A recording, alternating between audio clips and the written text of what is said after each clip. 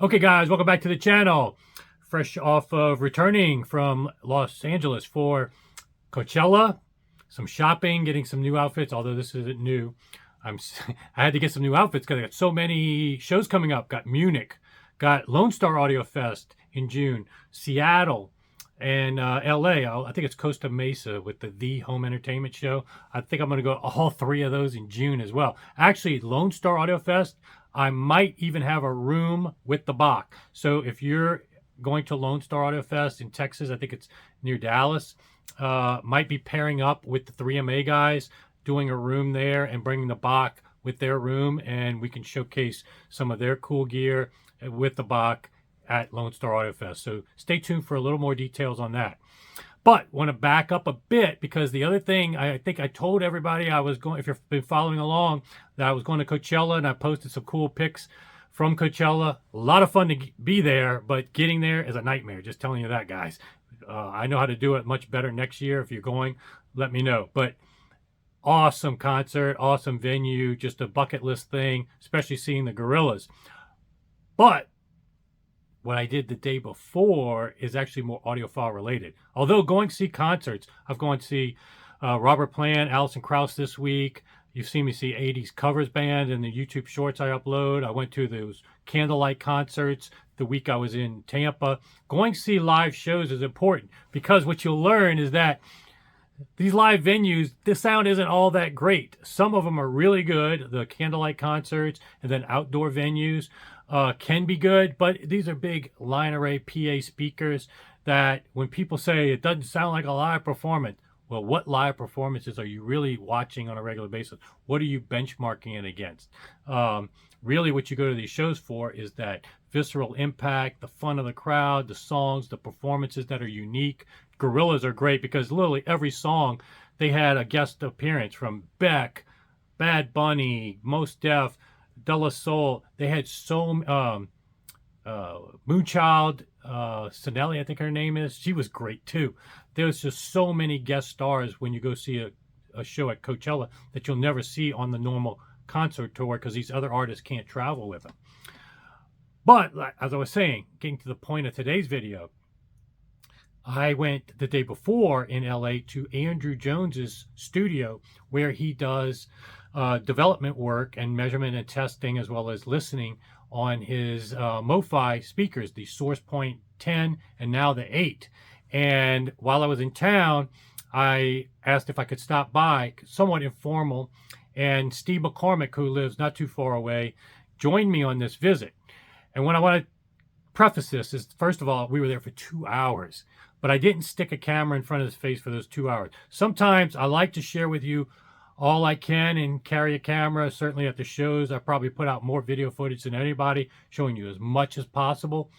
But there's some things I like to do that are more for me, just digesting. And I do have about 25 minutes of footage I'm going to put either in a second video or at the end of this video with music clips. And you're going to hear the SourcePoint 8 in Andrew Jones's facility studio. Man, if you heard them at the show and thought they sounded good, it's a whole nother level in his studio.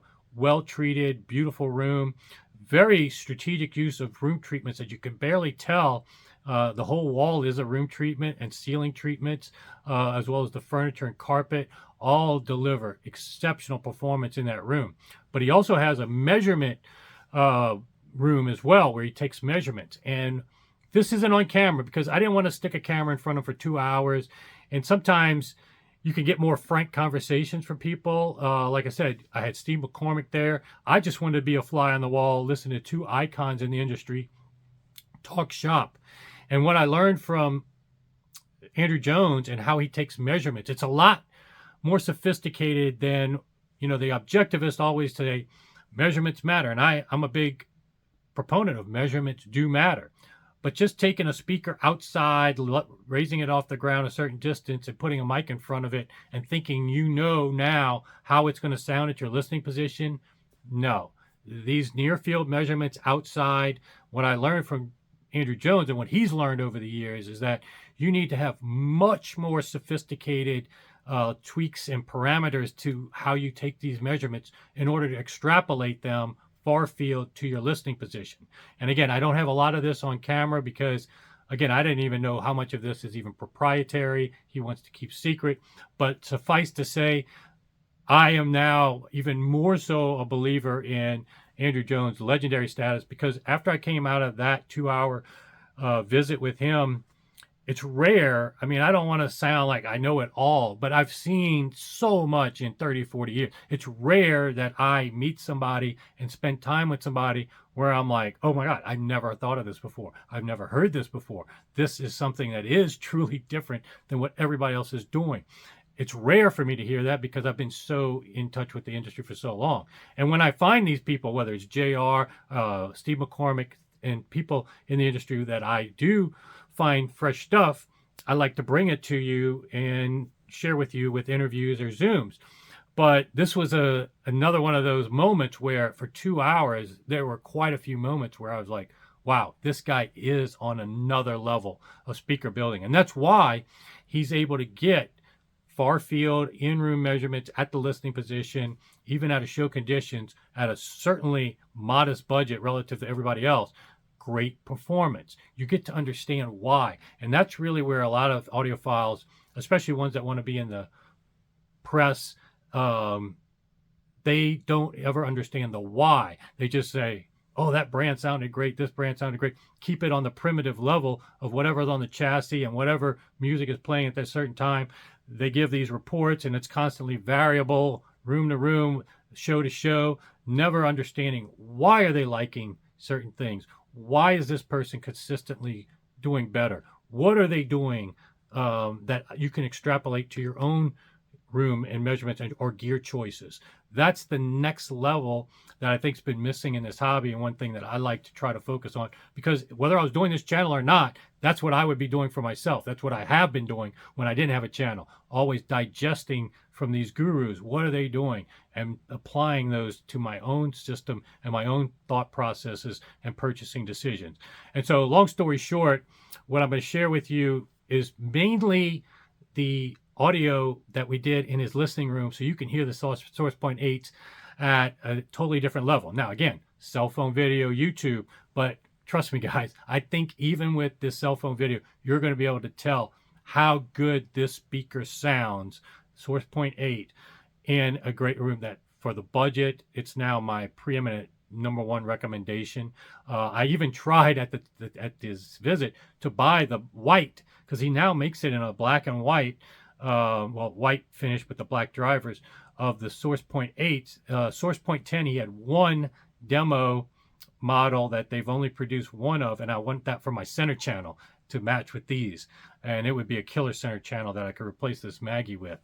But he didn't bite on it just yet. I'm gonna have to work on that, but you'll hear that in the video. So you're definitely going to listen to these music clips. We have a little commentary after each song, I think, that you may find interesting. And then at some point, Steve and I will do a Zoom interview where we'll talk about some of the things that we talked about off camera with Andrew that may be more in layman's terms, help you guys out, sharing some of the techniques that he uses, some of the things that we don't think are proprietary, but just understanding why Andrew Jones is thought of as a legend. I got a much better impression of that and firsthand knowledge, and seeing his listening room and hearing firsthand how he's able to accomplish such high bar performance at such a modest cost. And again, experience, knowledge, technology that he uses, all these things combined, it's not an accident, okay? And he doesn't have this reputation for no reason. Just wanted to get that clear to you. So without further ado, why don't you enjoy these, and I'll put it in a second video, and then I'll have a Zooms coming up with Steve where we'll touch on this as well as a few other things. All right, guys, sign up, subscribe, and I'll see you back here soon.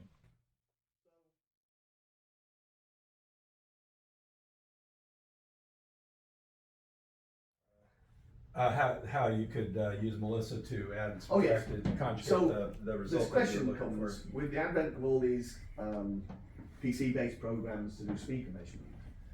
How has that changed the process by which you design speakers?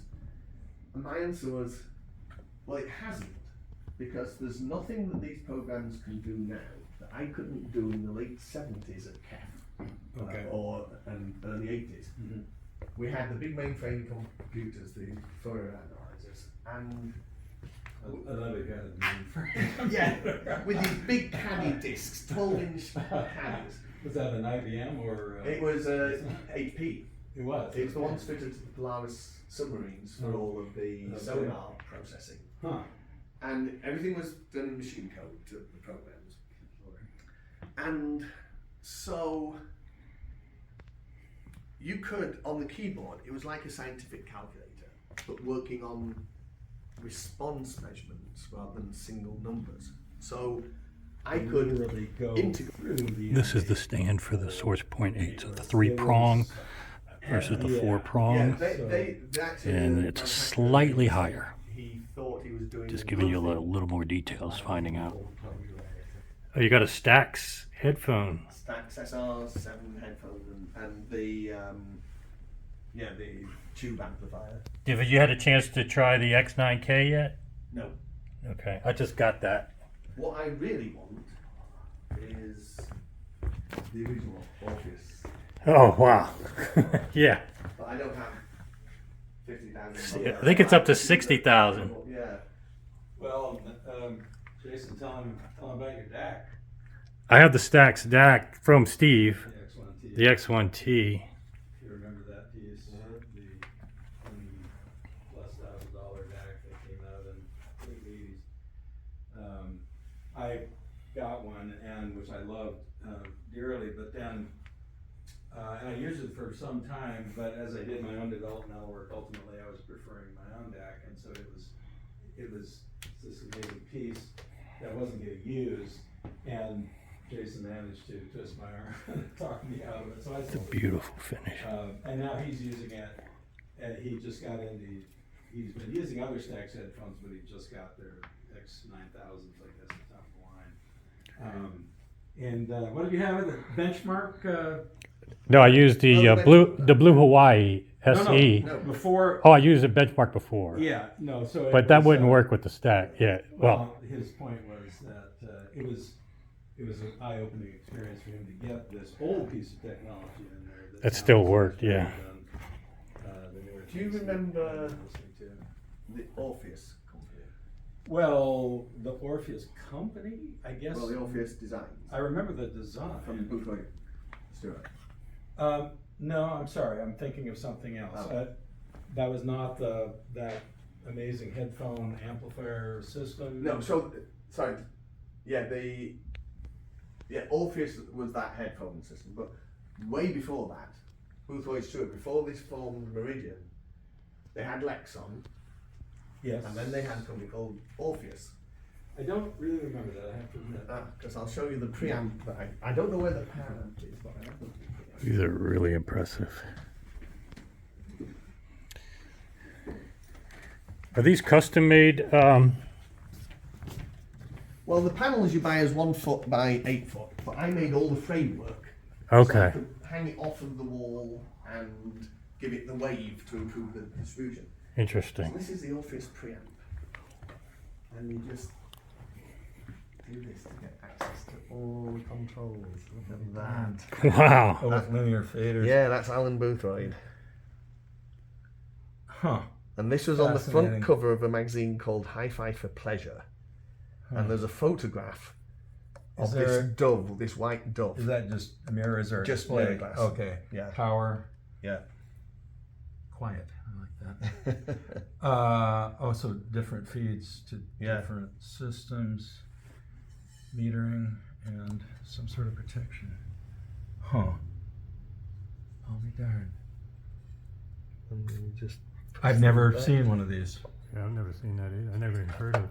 So I'd seen it in the magazine. It was the front cover, and so one day. Yeah, I see the rear. Oh, okay, so it's underneath. Yeah. Huh. So I said to Fascinating. Boothroyd, do you have the original picture? He said, yeah, I can get you one of those. And I said, you know what? I can get you the preamp as well. So I owned it. So that was, this is a Pioneer amp down here. Yeah, down on the floor there. That was you did that design. Was that back in the 90s? 80s or 90s. Yeah, late 80s, early 90s. Cool. How much power did that put out? 100 watts a channel, I think. Really? Okay. All right, now we'll listen to some music on the 8s. And I'll give up the sweet spot for you, Jason. That's all right. You go ahead. It's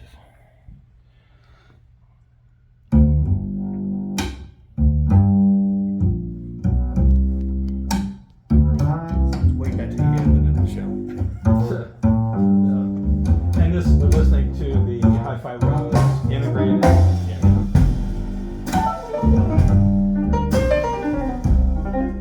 Now see, that sounds more like the bass I'm getting out of the hands, which you spec at 42, I think. These are about 46. But the sensation is quite a bit more deeper bass.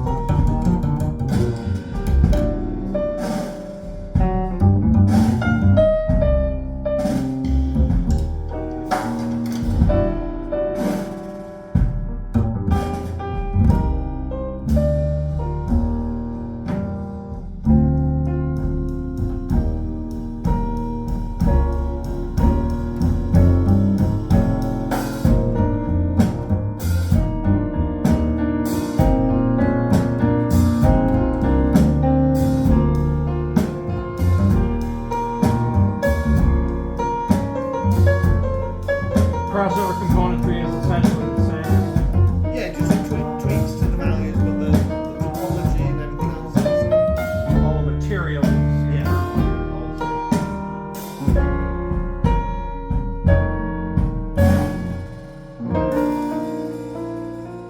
It's a great recording.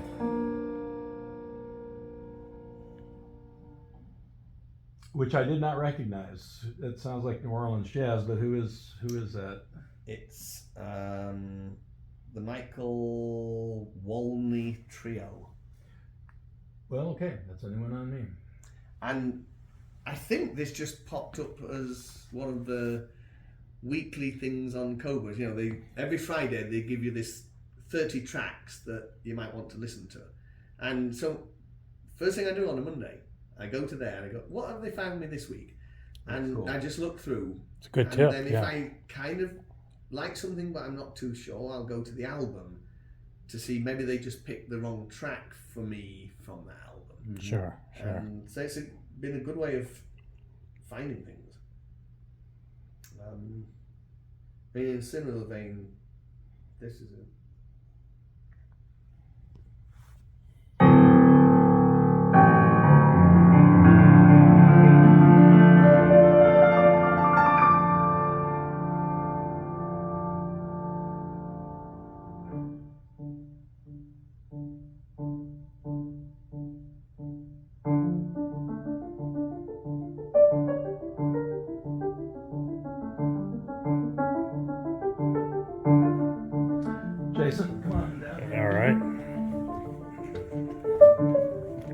piano recording, so that's great.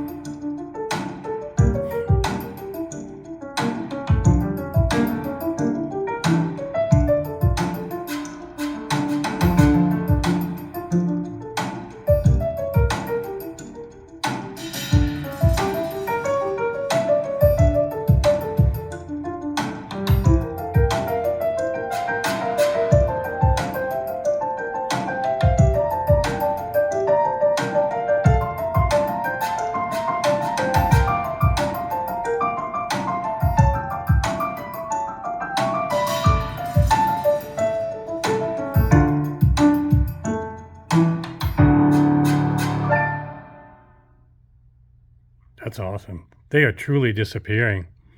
And, you know, the biggest difference I find between budget speakers and cost no object is making you forget you're listening to a speaker and you're listening to music. Right there. I mean, I thought I was listening to music, not the speaker, a speaker in any case. And for the price point, that's incredible. I need to get this. I want that for my center channel. So you do sell these individually now? Yeah. Okay. Well, I'm definitely buying one. Can you make these in the white, the big one? So I've done one as a sample. That was we haven't committed to selling the big one in white. The 8-inch Okay. definitely has the white option. If you ever want to sell that sample, I'll buy it. Because I need a white. I do white and black as my theme for my room, and I just need one. So that's beautiful. That's exactly what I'd love. But anyway, yeah, maybe one more track would be cool. Yeah, This is too good to. I will play a few. I've still got time to play a few tracks, but I'll do this because I want to tell a story about this one. All right. So listen to this. It's Sarah Bareilles. Sarah Bareilles.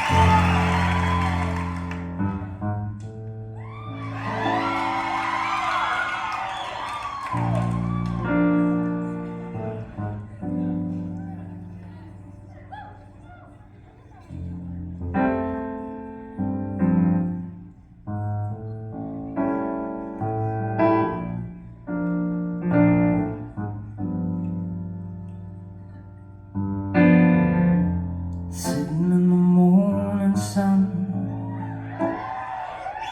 I'll be sitting till the evening comes,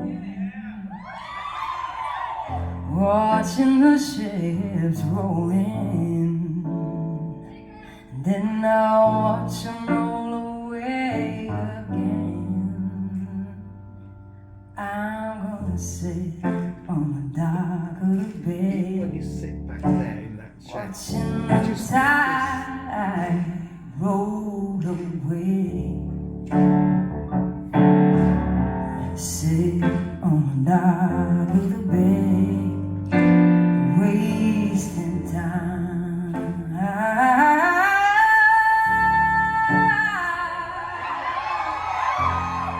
Left my home in Georgia,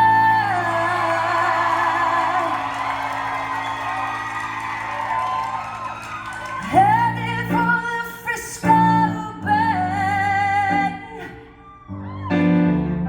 'Cause I got nothing to live for, and nothing's gonna come my way. I'm gonna sit on the dock of the bay, watching the tide roll away. See? So I didn't play this in every demo that I did at the show, Mhm. but occasionally I think I'm in the mood for that Sarah Bareilles track. Uh-huh. So I start playing it, and this guy comes in, stands at the back, and I say, this is Sarah Bareilles live in Atlanta. And it starts playing, and he goes, I know the sound of that hall. He said, it's the Variety Playhouse, isn't it? I said, yeah. He said, he goes, I was front of house engineer for that performance. Whoa. No kidding. Really? He says, the hairs are standing up on my arms. He goes, that's just like when I was there, these amazing speakers, he goes. And it's just, what are the odds? Right. Well, that yeah, no happening? kidding. Yeah, that Just is happened pretty. to be at the time that I'm playing that track. I want to play some, this is an amazing piece of music. So this is Renee Marie. So I first heard this in a Munich show, and I'd gone around looking at other manufacturers and gone into this room, and they played this track. That's amazing. I've got to have that. So I wrote it down, got back home, I'd lost the piece of paper. Couldn't remember any detail other than it was a version of Strange Fruit. Okay. So years went by, and then one time I'm on David Chesky's high-res downloads. I'm just trying to find new material, and I've gone through all the high-res stuff. So I go looking at standard res and jazz and stuff, and I see this thing, Renee Marie, and it was Dixie / Strange Fruit. That's interesting. I started playing it. That was the one. That's it. It's this. It starts off with a cappella of Dixie, then goes into Strange Fruit as the contrast. Oh, wow. Okay. I have to be careful where I play it. Yeah. No kidding. That would get some strong reactions. Oh, I wish I was in the land of cotton. Yeah. Old times there are not forgotten. Look away, look away, look away, Dixieland. Well, I wish I was in Dixie. Hooray, hooray.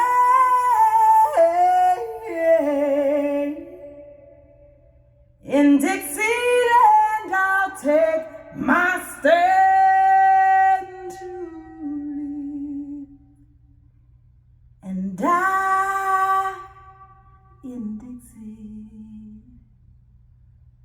Away, away, away down south in Dixie.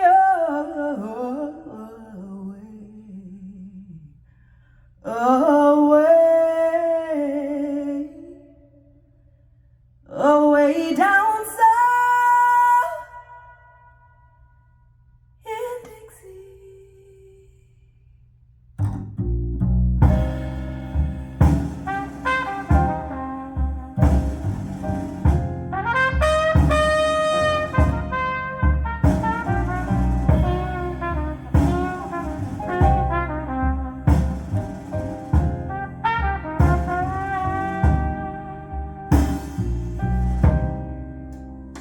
Southern trees bear strange fruit, blood on the leaves and blood at the root. Black bodies swinging in the southern breeze. Strange fruit hanging from the poplar tree.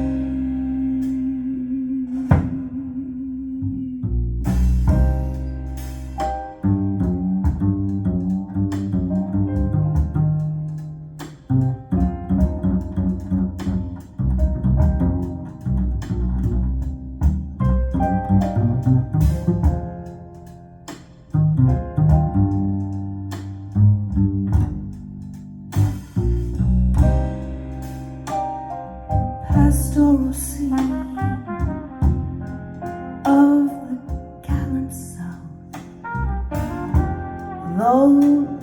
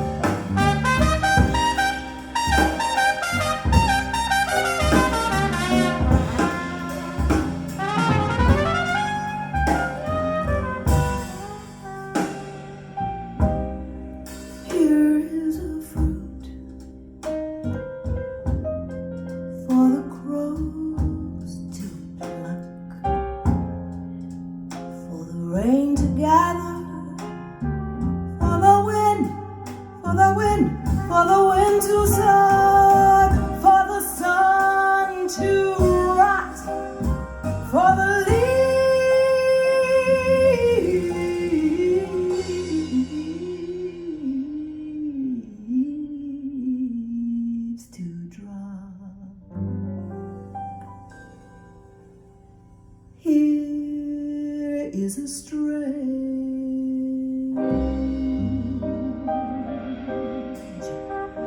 and bitter, so bitter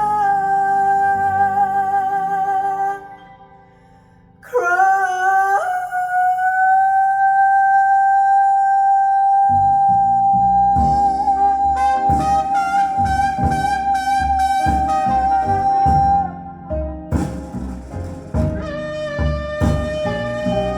Strange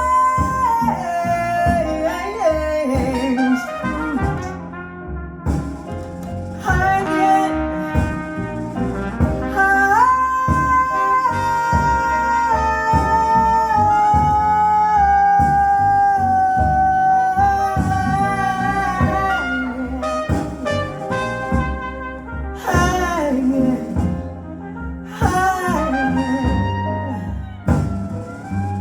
I ain't never seen no fruit like this before.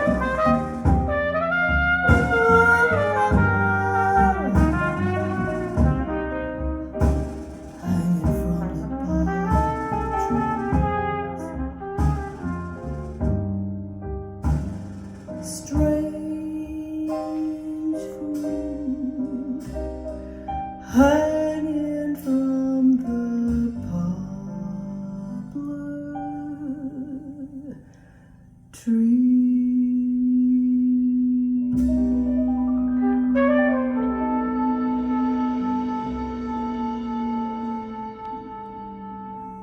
I'm shocked. I've never heard that song at a show in the U.S. I've never heard that one either. And that, what did you say, Renee? Renee Marie. Yeah, beautiful. That's very impressive. Wow. Yeah. How difficult would it be to play a file locally? Is that? So, do you know if it's on Code Buzz? It's definitely not. Not. But we won't do it if it's a problem. It shouldn't be too much of a